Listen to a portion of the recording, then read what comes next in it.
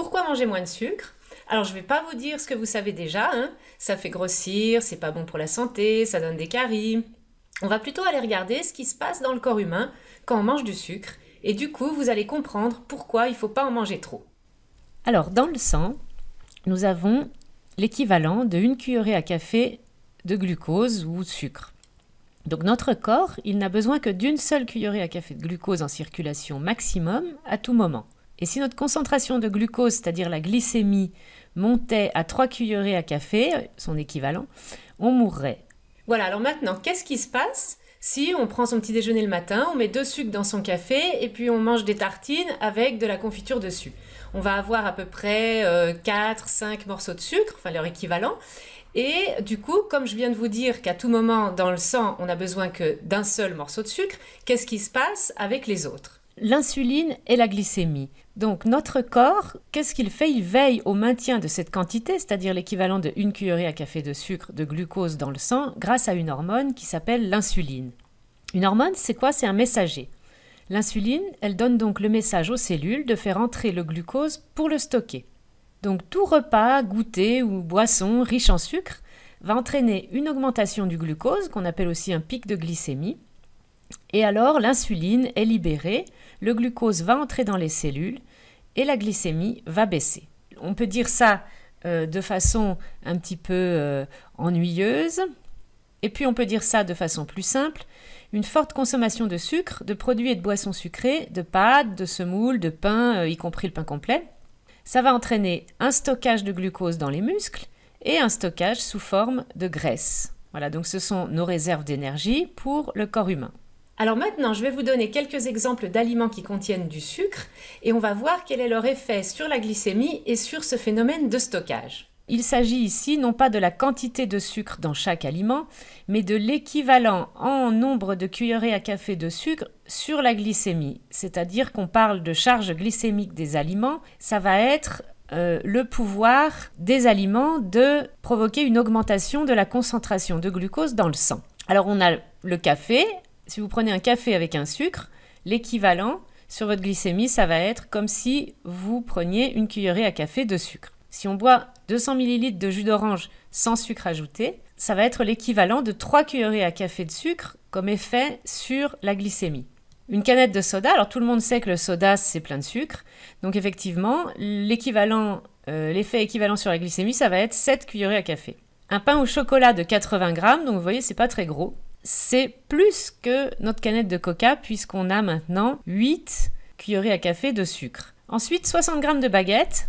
C'est pas énorme, 60 grammes de baguette, ça fait une bonne portion de pain.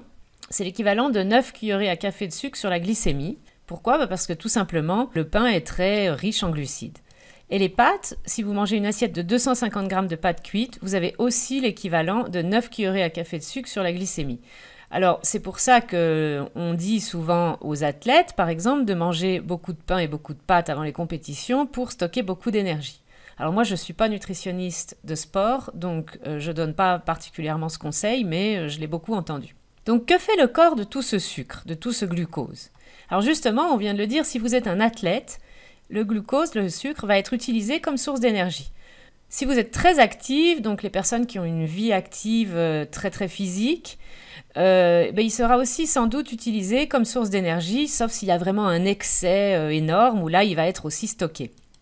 Et puis si vous êtes comme moi, comme à peu près 90% de la population, donc de moyennement actif à sédentaire, eh bien il sera stocké et principalement sous forme de graisse puisque cette énergie, comme on est moyennement actif à sédentaire, ne va pas être utilisée. Donc qu'est-ce qui se passe? Les glucides en excès ont donc un effet négatif sur le poids et à terme aussi sur la santé. Donc ça c'est bien de le savoir, mais c'est mieux encore de le comprendre. Donc l'insuline, un petit résumé, si on a des niveaux d'insuline élevés, on va entraîner un stockage, alors sous forme de glycogène dans les muscles, mais surtout sous forme de graisse, puisqu'on ne va pas utiliser cette énergie. Par contre, quand on reste à des niveaux d'insuline bas, on va être dans ce que j'appelle la zone brûle-graisse, c'est-à-dire ça va nous aider à transformer les graisses en énergie et ne pas utiliser simplement le glucose comme source d'énergie. Alors le sucre et les produits sucrés maintenant. Donc là, on ne va plus parler ni du pain ni des pâtes. On se concentre sur le sucre et les produits sucrés. Donc zut, est-ce que ça veut dire que je peux plus manger de sucre, de chocolat, de gâteau? Alors, je vais vous donner quelques chiffres. Donc en France, en 1900, on mangeait à peu près 1 cuillerée à café et demi de sucre par jour et par personne. Donc là, je vous répète, c'est pas le pain, c'est pas les pâtes, c'est le sucre et les produits sucrés. En 2015, ces 1 cuillerée et demie se sont transformés en 16 cuillerées à café à peu près en moyenne, par jour par personne. Donc ça a été multiplié par 10. Voilà. Donc vous l'avez deviné, il ne s'agit pas d'arrêter de manger tout ce qui contient du sucre ajouté, il s'agit de ne pas en manger trop.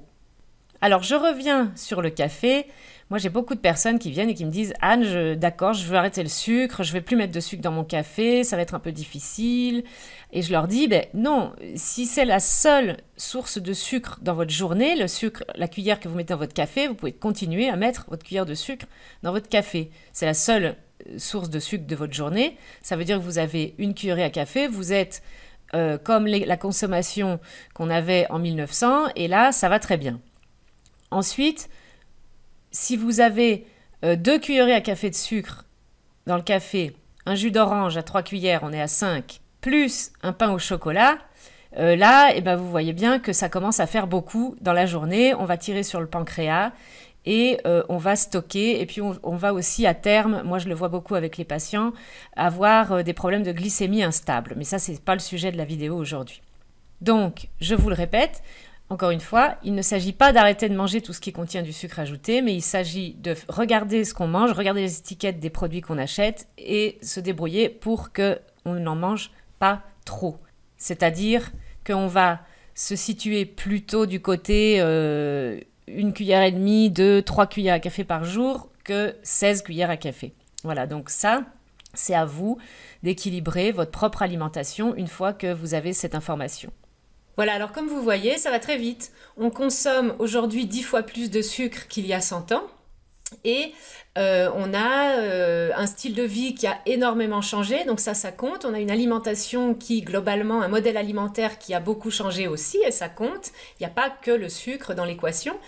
Et du coup, on va avoir beaucoup de problèmes de surpoids, des problèmes hormonaux, etc. Mais il y a d'autres facteurs, c'est pas le sucre le coupable. Pour autant, c'est vrai que plus on réduit sa consommation, en général, mieux c'est. Alors, la prochaine fois, justement, je vais vous faire une vidéo pour vous montrer un petit peu, de vous donner quelques astuces pour réduire votre consommation de sucre sans pour autant aller se priver de gâteau et arrêter de mettre la petite cuillerée à café de sucre dans le café le matin. Voilà, alors je vous donne déjà un élément, c'est qu'il ne s'agit pas non plus d'aller remplacer le sucre par tous ces ersatz qui ont fleuri ces 10 ou 20 dernières années dans le commerce. Et il ne s'agit pas non plus d'aller le remplacer par des édulcorants. Voilà, donc on en saura plus la prochaine fois. Je vous encourage à vous abonner à ma chaîne YouTube, comme ça vous aurez une notification quand je publie une nouvelle vidéo. Et puis, je vous encourage aussi à aller vous inscrire à ma newsletter sur mon site, donc anneguillot.com. Mes abonnés adorent ma newsletter dans laquelle je donne beaucoup de conseils de nutrition, de santé, des petits tests que vous pouvez faire chez vous, etc. Donc, je vous encourage vivement à aller vous abonner. Voilà, je vous remercie beaucoup et je vous dis à bientôt.